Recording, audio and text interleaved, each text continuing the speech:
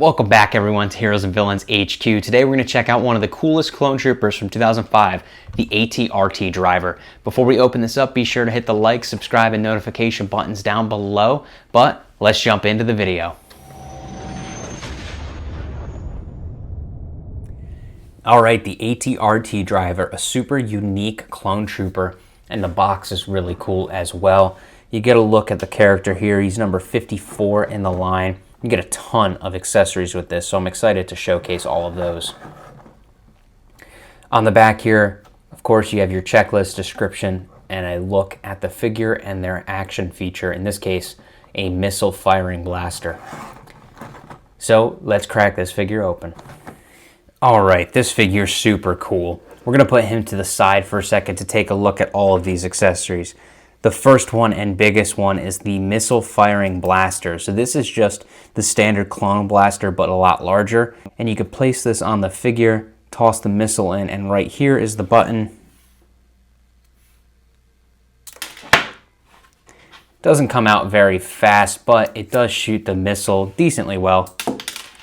So a really, really cool play feature. Obviously the blaster is just massive. It's actually just about the size of the figure, so not necessarily accurate, not even close to accurate, but it's still cool. The other really cool accessory is this added armor plate. It has some nice battle damage on it, and this just attaches right here just by pressing it in, and it stays in place. Lastly, the AT-RT driver's main blaster here, it also comes with this sling, which you can always toss around his back and then place the sling together, and that's how that works. So as for the figure though, this is a really, really unique character, very similar to the Commander Gree figure we see in the same Revenge of the Sith line, but this sports a camouflaged look. So you have your green, your browns, and your tans here, because obviously this is a Kashyyyk clone trooper. Also, the molds are completely different. So you have the same legs here with the articulation in the knees, the ankles, and hips, but you have this added mold here around the thigh. As for the shoulders, these go all the way up. You have elbow joints, but these are again different shoulder pads than your standard clone trooper. And then the main torso is completely different from the clone trooper, and of course the helmet is completely different. The helmet also does articulate very well on the ball joint. So from an articulation standpoint, this figure is very similar to the super articulation clone trooper, but it's obviously wildly different from a mold standpoint.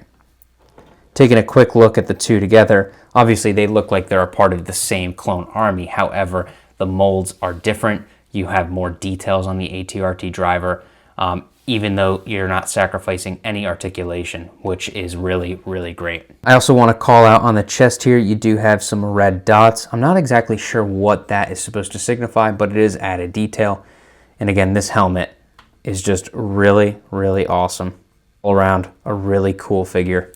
I'm definitely excited to pair him up with my other AT-RT drivers from Revenge of the Sith. My final thoughts on this character, once again, a clone trooper is nostalgia all day long. You can disagree, but I love clone troopers, and every single version is fantastic in my mind. So this one is definitely a lot cooler than some of the other clone troopers I've reviewed. I would compare him really to the Covert Ops clone trooper, that purple version, which was actually the first nostalgia or nonsense video I did, so definitely go check that out. But this is just a super unique clone trooper, and I'm really happy with how it looks. So let me know your thoughts on this trooper in the comment section below. Is this nostalgia or nonsense? Definitely let me know. So if you enjoyed the video, be sure to like, subscribe, and hit the notification bell. And of course, I will catch you in the next one.